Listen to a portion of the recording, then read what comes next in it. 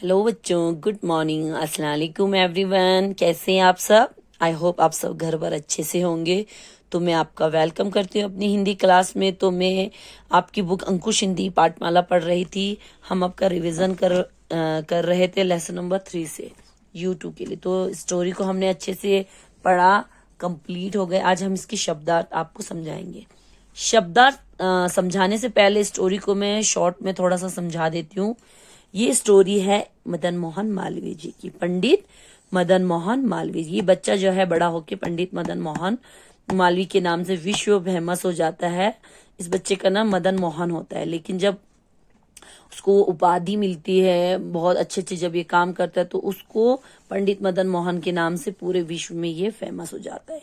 ये बच्चा जो है एक वैद्य जी के पास आता है और उससे दवाई मांगता है। किस लिए? एक कुत्ते के लिए। अब वैद्य जी उसको दवाई देने से मना करते, क्या पता वो कुत्ता पागल हो, तुम्हारे ऊपर झपट जाए, तुम क्यों उस कुत्ते के लिए परेशान हो। वो कहता है कि मैं रोज स्कूल जाता हूँ और जाते हुए उस कुत्ते को दर्द में देखता हूँ, मुझे वो दर्द बर्दाश्त नहीं होता, आप उसके लिए दवा दीजिए।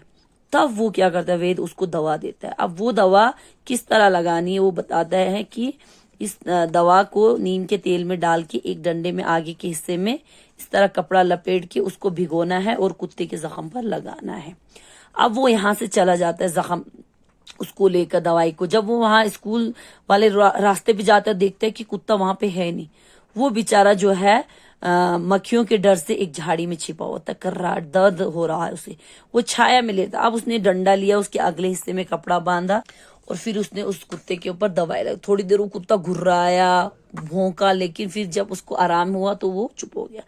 जब उसने 1-2 दिन वो दवाई लगाई तो कुत्ता बिल्कुल ठीक हो गया। उसने वैद्य जी को सारी बातें बता दी आके। वैद्य जी ने सोचा अपने मन ही मन, भाई इतना छोटा सा बच्चा ये गली में भटकते हुए कुत्ते के लिए इतना परेशान है, तो भविष्य में अगर ये कुछ बन गया तो ये तो करुणा का अवतार यानी कि दया का एक रूप बन जाएगा, लोगों के ऊपर कितना रहम करेगा। ये इसको वैद्य जी पहले से जानते थे। ये एक अच्छे माँ बाप की औलाद थी।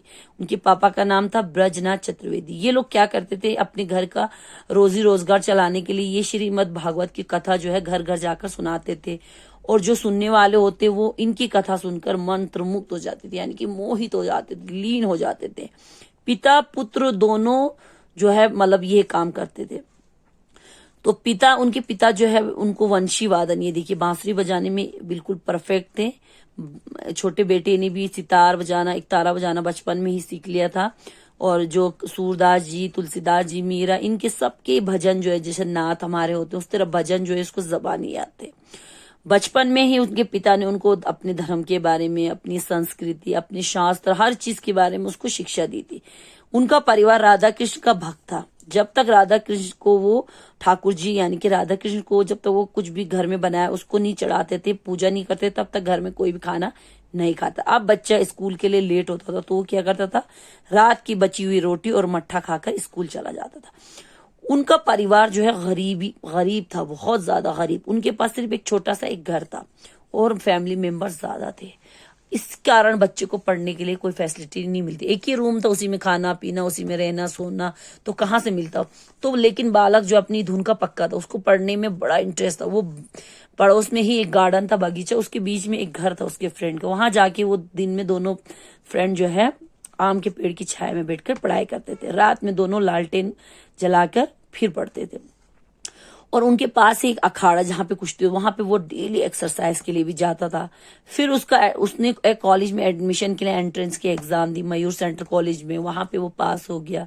वहां के एक टीचर से उसकी निकटता हो गई, यानी कि उस टीचर के बहुत क्लोज हो गया। उनका नाम था महोपाध्याय पंडित आदित्य राम जी। उनके मार्गदर्शन, उनके ही बताए हुए रास्ते पे उन्होंने पंडित मदन मोहन मालवीय जी ने हिंदू समाज नामक एक सोसाइटी खोली, जिसमें वो गरीब लोगों की, दीन दुखियों, जिनको ऐसी फैसिलिटी नहीं मिलती, जो पढ़ना चाहते लेकिन घर में कोई कमाने वाला नहीं है तो दिन में उनको कमाना पड़ता है, तो उनको वो रात में पढ़ाते थे। अध्यापक उनकी मेहनत देखकर हमेशा यही कहा करते थे कि इस युवक में,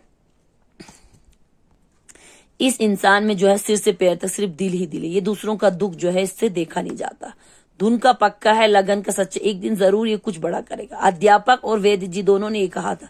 दोनों की बात सच निकली। वही बालक जो है आज पूरी दुनिया में पंडित मदन मोहन मालवीय जी के नाम से फेमस है। आज बनारस में उनके नाम से हिंदू विश्वविद्यालय है, जो उन्हीं के गुण गरिमा के कारण जो है आज मतलब उन्हीं के हिसाब से आज भी वो चल रहा है। बचपन से यौवन, बचपन से जवानी तक और जवानी से बुढ़ापे तक वो सिर्फ उनके दिल में अपने देश की सेवा, अपने समाज की सेवा, दुखी लोगों की सेवा, जिस तरह गंगा जल बहता है इस तरह उनके दिल में ये दया बहती रहती थी। किस तरह मैं लोगों की हेल्प करूं, किस तरह मैं उनके दुखों को दूर करूं। इसीलिए उनको उनके इन गुणों के कारण उनको भारत की आत्मा कहा जाता है। मतलब वो हमेशा जो है लोगों की सेवा करने के लिए बिल्कुल खड़े रहते थे। तो बच्चों इसके शब्दार्थ में आपका समझा देती हूँ। शब्द अर्थ, नादान, नादान मानी ना समझ, जिनको कुछ समझ ना हो। पीड़ा मीन्स दर्द, तकलीफ। करुणा मतलब दया, रहम। आजीविका यानी कि रोजी रोटी या रोजगार का साधन, जरिया यानी कि जहां से हम रोजी रोजगार कमाते हैं। श्रोता, सुनने वाला जो सुनता है। मंत्र मुग्ध यानी कि मोहित, किसी की अच्छी आवाज में या किसी की बताए हुए अच्छे हदीस को सुन के हम लोग बिल्कुल लीन हो जाते, उसमें खो जाते, उसको कहते हैं मोहित। अभूतपूर्व, अभूतपूर्व मतलब अनोखा, एक अलग सा, एक निराला सा। कंठस्थ यानी कि जबानी याद होना, कोई भी चीज उसको जबानी याद होना, उसको कहते हैं। निर्धनता मीन्स गरीबी, जिनके पास बहुत परेशानियों में जो अपने जीवन बिताते उन्हें कहते हैं गरीब। रात्रि मने रात। यौवन मने जवानी। प्रवाहित यानी कि बहता रहता है, जो बहता है ना, नदी जैसे बहती है, उसको कहते हैं बहना। तो इसको अच्छे से आप लर्न करना। कल मैं इसके क्वेश्चन आंसर आपको समझा दूंगी। तब तक के लिए आप अपना ख्याल रखिएगा। अल्लाह हाफिज। Thank you.